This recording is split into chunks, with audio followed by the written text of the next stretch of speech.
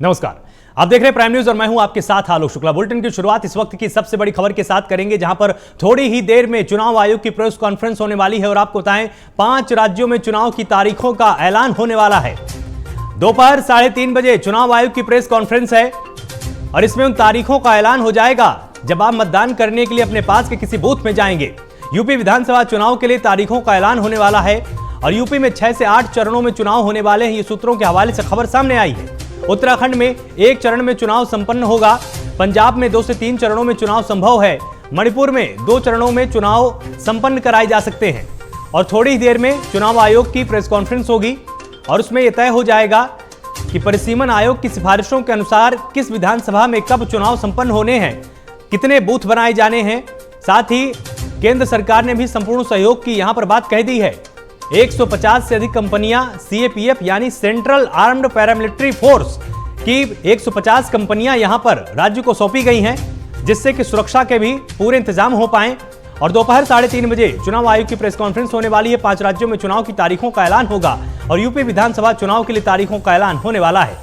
और ये बड़ा अपडेट सबसे पहले प्राइम न्यूज पर हम आपको दे रहे हैं। और इस पूरी खबर पर और अधिक जानकारी अपडेट के लिए हमारे साथ ब्यूरो चीफ दिवाकर त्रिपाठी जुड़े हुए हैं। तो बस चंद मिनटों की दूरी है और उसके बाद वो तारीखें आने वाली हैं जिसका इंतजार 5 राज्यों की जनता भी कर रही थी, पूरा देश कर रहा था। क्या सुगबुगाहट है और उत्तर प्रदेश के साथ साथ अन्य राज्यों में कितने चरण हो सकते हैं? बिल्कुल, देखिए आलोक, अब से अगर देखा जाए तो 25 मिनट की ही कहीं कहीं देरी है या फिर दूरी है जब चुनाव आयोग जो है वो मीडिया के सामने आएगा और तारीखों का ऐलान करेगा। देखिए, अगर चरणों की बात करें तो ये है कि 13 जिले क्योंकि उत्तराखंड में है, जाहिर बात छोटा प्रदेश है, तो वहाँ पे 1 चरण में चुनाव कराने की तैयारियां हैं। गोवा की बात कर ले, मणिपुर की बात कर ले तो वहाँ पे हो सकता है कि 2 से 3 चरणों में चुनाव हो और ऐसे ही पंजाब में भी हो सकता है। लेकिन अगर उत्तर प्रदेश के चरणों की बात करें तो हमेशा से ही वो, क्योंकि उत्तर प्रदेश सबसे बड़ा कहीं प्रदेश माना जाता है और 403 विधानसभा सीटें हैं, 80 लोकसभा सीटें हैं और आबादी के लिहाज से भी तकरीबन 24 करोड़ की आबादी वाला प्रदेश है। तो जाहिर बात है कि यहाँ पे चरण जो है चुनाव के वो ज्यादा होते हैं और 5 चरणों में चाहे 2019 का लोकसभा चुनाव देखा जाए या 2017 का विधानसभा चुनाव देखा जाए, 7 चरणों में जो चुनाव है वो निपटा था, मतदान जो है वो निपटा था। तो ऐसे में एक बार फिर यही कहा जा रहा है कि 7 से 8 चरण जो है वो हो सकते हैं उत्तर प्रदेश में चुनाव के लिए, मतदान के लिए। लेकिन इस बार जो है चरण बढ़ने की संभावना इसे आलोक जताई जा रही है क्योंकि कोरोना का समय चल रहा है और कोविड प्रोटोकॉल का पूरा पालन करना होगा। पहले आपने देखा होगा कि जब पहले के चुनाव होते थे, मतदान जब होता तो मतदान के जो बूथ हैं, बूथ केंद्रों पे भारी तादाद में भीड़ जो है वो इकट्ठा होती थी, एक दूसरे में फट के लाइन लगती थी। लेकिन अब क्योंकि कोविड प्रोटोकॉल का भी पालन करना, आपको 2 गज की दूरी बना के चलना है और एक जगह पे ज्यादा एक साथ भीड़ नहीं इकट्ठी करनी है। तो जाहिर बात है कि आपको चरण इसलिए बढ़ाने पड़ेंगे क्योंकि आप पोलिंग बूथ पे लोग कम लाएंगे और इसके साथ साथ पोलिंग बूथ जो है वो भी कहीं से बढ़ाने पड़ेंगे। तो इन सब चीजों को भी कहीं कहीं देखना होगा निर्वाचन आयोग को। कहीं से उसने गंभीरता से सोचा भी है, समझा भी है, क्योंकि अभी आपको आलोक बता दूं कि 2 दिन पहले ही जो केंद्रीय जो स्वास्थ्य सचिव है और उनके साथ स्वास्थ्य की जो टीमें हैं, जो स्वास्थ्य विभाग से जुड़े मंत्रालय जो है अधिकारी हैं, उनके साथ भी निर्वाचन आयोग ने बैठक की थी। बैठक में इन सारे मुद्दों पर चर्चा की थी। उत्तर प्रदेश में आके वो अधिकारियों के साथ उन्होंने बैठक की थी, राजनीतिक दलों के साथ बैठक की थी और कहीं कहीं इन चीजों पर भी चर्चा हुई थी। तो जाहिर सी बात है कि कहीं कहीं चुनाव के चरण भी बढ़ सकते हैं, मतदान के चरण बढ़ सकते हैं, इसके साथ साथ पोलिंग बूथ जो है उनमें भी इजाफा हो सकता है। बिल्कुल, जिस तरह से लगातार हम अपने दर्शकों को ये भी बता रहे हैं कि अगर मान लीजिए वर्चुअल रैली या वर्चुअली लोगों से मिलने का कोई बड़ा प्रावधान किया जाता है तो खर्च को भी यहां पर बढ़ाया जाएगा। जिस तरह से आपको बता दें कि पार्लियामेंट्री एरिया में साल 2014 में जो 70 लाख रुपए तय किया गया था उसको 95 लाख रुपए किया गया है, 54 लाख रुपए की बजाय 75 लाख किया गया। इस तरह विधानसभा चुनाव के दौरान 28 लाख को 40 लाख किया गया और 20 लाख रुपए की जगह 28 लाख रुपए खर्च होंगे। इससे कितना मदद मिलेगी? अभी तो देखिए, इससे मदद जो है वो मिलेगी डोर टू डोर कैंपेन में, वर्चुअली कैंपेन में और इसके साथ साथ जहाँ पे आप नहीं पहुंच पा रहे थे, यानी कि कोविड प्रोटोकॉल का पालन करते हो, आपको रैली करनी नहीं है, रैली में कहीं कहीं रैली के दिशा निर्देश साबित हो जाए कि आपको अगर रैली करनी भी है तो 100 व्यक्ति या 200 व्यक्ति या अमूमन जो है कि इतने अगर 5000 लोगों की फील्ड है तो आपको 50% लोग ही बुलाने हैं, यानी कि 2500 लोग। इस तरीके से जो है वो कहीं कहीं पैसा अगर बढ़ाया जाए तो जाहिर बात है कि आप डोर टू डोर कैंपेन अगर अकेले करना चाहते हैं तो उसमें आपका डीजल भी खर्च होगा, पेट्रोल भी खर्च होगा, वो आप जाने में समझ लेंगे। तो यही वजह शायद हो सकती है कि जो खर्च का दायरा है वो बढ़ा दिया गया, उसमें इजाफा कर दिया गया है।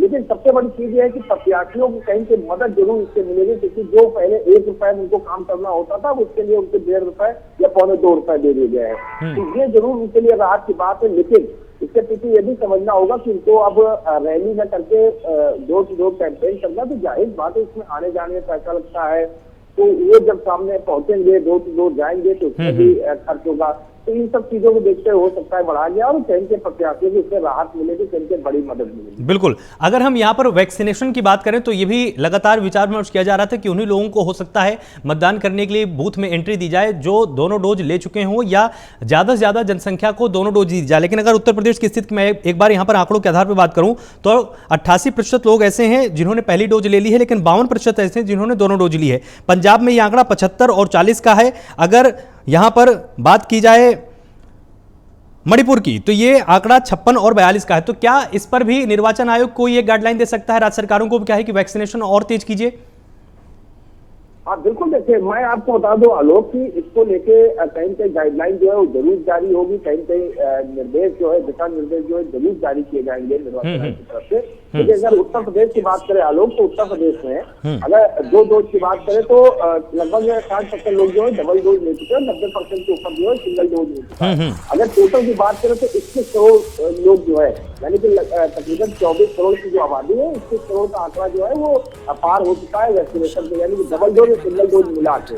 तो जाहिर सी बात है कि ज्यादा लोग डोज ले चुके, लेकिन सबसे इससे बड़ा एक सवाल ये खड़ा होता है आलोक जी कि जो लोग सुरक्षा व्यवस्था में लगाए जाएंगे, जो वहाँ पे मतदान के लिए जिनकी ड्यूटी लगाई जाएगी, उनके लिए क्या कुछ एहतियात जो है वो करते जाएंगे। तो ये सबसे बड़ा सवाल खड़ा होता है। इसको भी कहीं के निर्वाचन आयोग की कहीं के इससे अपनी नजर बना के रखनी होगी, कहीं के उसके लिए दिशा निर्देश जारी कर देंगे। हालांकि उत्तर प्रदेश की सरकार ने कहीं के अपनी चाहे पुलिस विभाग ने ये कह दिया है कि उन्हीं पुलिस कर्मियों की ड्यूटी चुनाव में लगाई जाएगी जो कि डबल डोज ले चुके हैं, और जो बूस्टर जिनको डबल डोज के बाद जिनको बूस्टर लगाया जा चुका है, बूस्टर दिया जा चुका है, उन्हीं लोगों की ड्यूटी जो है वो लगाई जाएगी। इसके लिए लगातार अभियान भी पुलिस विभाग से चल रहा है। तो ये चीजें तो समझ गए पुलिस विभाग की सुरक्षा उसी की देनी है, पुलिस कर्मी ही लगने हैं, लेकिन निर्वाचन आयोग को भी कहीं इसके लिए जरूर दिशा निर्देश देना होगा और कहीं वो देगा भी। जिस तरह से यहाँ पर आपने बात की सुरक्षा कर्मियों की, तो ये भी एक बहुत बड़ी चुनौती अब की बार होने वाली है कि तमाम उन जोन की पहचान भी करनी है जो कि संवेदनशील है, साथ ही अपने बीच के कर्मचारी कितने सुरक्षित हैं इस पर भी नजर बना के रखनी होगी, क्योंकि जैसे ही आचार संहिता लागू होगी सभी कर्मचारी निर्वाचन आयोग को रिपोर्ट करने लग जाएंगे और अस्पतालों में भी आपने देखा होगा तमाम स्टाफ भी लगातार संक्रमित हो रहे हैं। तो ये दोहरी चुनौती इस बार आयोग के सामने है। हाँ बिल्कुल, देखिए निर्वाचन आयोग के सामने तो दोहरी चुनौती है ही, क्योंकि उसको ये भी देखना है कि जो संवेदनशील बूथ है, जो अति संवेदनशील बूथ है, वहाँ पे उसको सुरक्षा तो करनी है, लेकिन इससे बड़ी सुरक्षा जो अब करनी है वो करनी है कोविड को लेके, यानी कि कोरोना से किसी तरीके से कोरोना का संक्रमण जो है वो ना हावी हो पाए, जो थर्ड वेरिएंट है कोरोना का ओमिक्रॉन वो ना फैलने पाए, यानी कि तीसरी जो लहर है वो कहीं कहीं चुनाव के चक्कर में वो ना आ जाए, तो इसको भी कहीं से देखना होगा। तो दोहरी चुनौती तो है ही, और इसी के लिए जरूर दिशा निर्देश जो है वो दिए जाएंगे आज निर्वाचन आयोग की तरफ से। यही वजह रही कि निर्वाचन आयोग ने अभी 2 दिन पहले जो स्वास्थ्य मंत्रालय के सचिव है उनसे मुलाकात की, स्वास्थ्य मंत्रालय की और जो टीम है और जो अधिकारी उनके साथ बैठ की चर्चा की, इस पर उत्तर प्रदेश जब आए तो उत्तर प्रदेश के अधिकारियों के साथ चर्चा की थी। तो लगातार चर्चा जो हुई है उसके बाद एक निष्कर्ष निकाला गया है। अब देखना ये होगा कि अब से तकरीबन जो 20 मिनट बाद या फिर मिनटों बाद ही कहीं जब प्रेस कॉन्फ्रेंस होगी तो क्या कुछ कोविड को लेकर दिशा निर्देश जारी होते हैं, ये देखना अहम होगा। लेकिन सतर्कता जरूरी है, सबसे ज्यादा सतर्क रहने की जरूरत है जनता को, क्योंकि अगर जनता सतर्क रहेगी, जनता कहीं संवेदनशील रहेगी तो कोरोना का जो संक्रमण है वो नहीं बढ़ सकेगा और मतदान भी हो जाएगा। क्योंकि गाइडलाइन जारी की जा सकती है, दिशा निर्देश दिए जा सकते हैं, सुरक्षा बल जो है वो अपना काम कर सकता है, लेकिन अगर जनता समझदारी नहीं दिखाएगी, जनता सतर्क नहीं रहेगी, जनता संवेदनशील नहीं रहेगी, तो जाहिर बात है कि कोरोना के संक्रमण को बढ़ने से कोई बिल्कुल ये आपने बहुत जरूरी बात यहाँ पर बोली। हमारे साथ यहाँ पर हमारे सहयोगी स्नेह कमल भी दिल्ली से जुड़े हुए हैं, तो स्नेह कमल आपके पास आना चाहेंगे। और ये कहा जाता है कि जब चुनावों के लिए दिल्ली तैयार होती है तभी दूसरे राज्य भी तैयार हो पाते हैं, तो केंद्रीय निर्वाचन आयोग और राज्य निर्वाचन आयोग के बीच में समन्वय बेहतर होगा, उसी के अनुसार अब यहां पर तारीखों का ऐलान होगा। क्या कुछ बड़ा अपडेट निकलकर अभी तक सामने आया है? जहाँ तक अगर आलोक चुनाव आयोग की बात करें तब से मात्र 17-18 मिनट बचे हैं दिल्ली के विज्ञान भवन में चुनाव आयोग की प्रेस वार्ता होनी है। जैसा कि संभावना हम जता सकते हैं, जिस तरह से यूपी में 403 सीटें हैं, बड़ा भौगोलिक क्षेत्र है, तो उस हिसाब से जो संभावना है उत्तर प्रदेश में 6 से 8 चरण में चुनाव होंगे। वहीं अगर पंजाब की बात करें तो पंजाब में 2 से 3 चरण में चुनाव हो सकते हैं। मणिपुर की बात जहां तक कहें तो मणिपुर में 2 चरण में चुनाव होने की आशंका है। वहीं अगर गुजरात की क्षमा करें गोवा की बात करें, उत्तराखंड की बात करें तो वहां पे 1 चरण में चुनाव संभव है। हालांकि सारी चीजें अब जो है पूरे देश की निगाहें कहें, तमाम राजनीतिक दलों की निगाहें कहें, सबकी निगाहें चुनाव आयोग की जो पीसी है, निर्वाचन आयोग की जो विज्ञान भवन में होनी है, फिर कुछ क्षणों के बाद मात्र 15-16 मिनट बचे हैं पीसी शुरू होने में, प्रेस वार्ता शुरू होने में, तो वहां पे बिल्कुल तस्वीर स्पष्ट हो जाएगी कितने चरण में चुनाव होंगे, कब होंगे, क्या मतदान तिथि होगी, क्या जो है मतगणना कितनी होगी। तमाम जो कयास है अभी तक जो लगाए जा रहे हैं कि 6 चरण होंगे, 8 चरण होंगे, 3 चरण होंगे, 2 चरण होंगे, इन सभी सवालों पर विराम 3:30 बजे के बाद आलोक लग जाएगा। फिलहाल जैसे हमारे साथी भी बता रहे थे, जो कोविड को लेकर तमाम जो दुश्वारियां थी उसको लेकर भी आयोग बिल्कुल चिंतित है। और तमाम तरह की गाइडलाइन भी आयोग की आ सकती है कोविड को लेकर भी। जैसा कि हमारे साथी भी बता रहे थे, जो भी सुरक्षा में जिनकी ड्यूटी लगेगी, सरकार का पहला प्रयास यही होगा जिनको 2 डोज लग चुके हों उनकी ड्यूटी लगे। हालांकि आने वाली 10 तारीख जो मात्र 2 दिन बाद है, जो फ्रंट लाइन वर्कर हैं, ये जो पुलिस कर्मी है, स्वास्थ्य कर्मी है, मीडिया कर्मी है, बुजुर्ग हैं, उनको बूस्टर की डोज लगनी है। तो हो सकता है जिन राज्यों में चुनाव है, जो 5 राज्य चुनाव जिन राज्यों में होना है, वहां केंद्र सरकार या फिर चुनाव आयोग स्वयं पहल करे, तो वहां पर टीकाकरण में जो गति है उसे तेजी दी जाए। आलोक बिल्कुल, तो यहाँ पर दिवाकर एक बार आपके पास आना चाहेंगे। और जिस तरह से अगर हम सीटों की संख्या के हिसाब से भी देखें तो जनसंख्या का दबाव उत्तर प्रदेश में बहुत ज़्यादा है, 403 सीटें हैं। पंजाब की अगर हम बात करें तो 117 सीटें हैं। और जिस तरह से भी कुछ दिन पहले प्रधानमंत्री के काफिले के साथ कुछ घटनाएं हुई, उसको लेकर अब वो भी एक सेंसिटिव जोन धीरे धीरे माना जाने लगा है। और ये राष्ट्रीय विमर्श का मुद्दा भी बन चुका है कि क्या पंजाब में सब कुछ ठीक है नहीं। अगर बात मणिपुर की करें तो भले ही वहां पर सीटें 60 के आसपास है, लेकिन वो भी बहुत संवेदनशील माना जाता है। तो ये 3 राज्य बहुत ही चुनौतीपूर्ण रहने वाले हैं निर्वाचन आयोग के सामने। बिल्कुल, देखिए 3 राज्य जो है वो काफी ज्यादा चुनौतीपूर्ण जो है वो रहने वाले हैं। देखिए, चाहे वो सुरक्षा की दृष्टि से हो, चाहे वो आप कोविड का चाहे तो कोविड की दृष्टि से हो, इन सब चीजों को देखते हुए कहीं कहा जा सकता है कि काफी ज्यादा संवेदनशील रहने वाले हैं और काफी ज्यादा जो है चुनौतीपूर्ण रहने वाले हैं। क्योंकि यहाँ पे अगर देखा जाए तो एक तो पॉपुलेशन जो है वो ज्यादा है, मतदान स्थल जो है वो ज्यादा बनाए जाने हैं, सुरक्षा की दृष्टि से जो है वो ज्यादा कार्य करने की जरूरत है। लेकिन सबसे बड़ी बात है कि सियासी गतिविधियों को किस तरीके से एक कंट्रोल में रखा जाए, जिससे कि कहीं कहीं जो एक प्रकार से कहना है कोविड प्रोटोकॉल का पालन हो सके।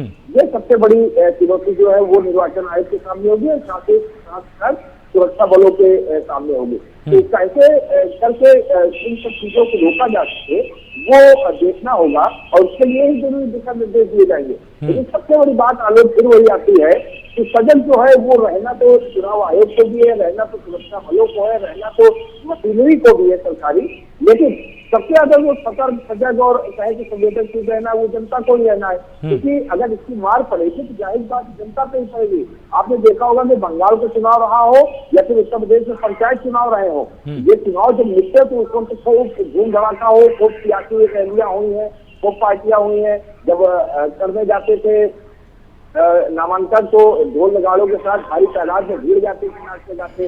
तो अगर उस समय देखा गया कि चुनाव के बाद कैसे दूसरी लहर बहुत तेजी में फैली और कितने ज्यादा जान माल का नुकसान हुआ, तो जाहिर सी बात है कि सजग हमको रहना पड़ेगा। और निर्वाचन ठीक है, हमारे साथ यहाँ पर हमारे सहयोगी पंकज वानखेड़े भी लाइव जुड़ चुके हैं। तो पंकज, क्या अपडेट्स निकलकर सामने आए? थोड़ी ही देर में प्रेस कॉन्फ्रेंस होने वाली है और किस तरफ का रुख मिल रहा है? क्योंकि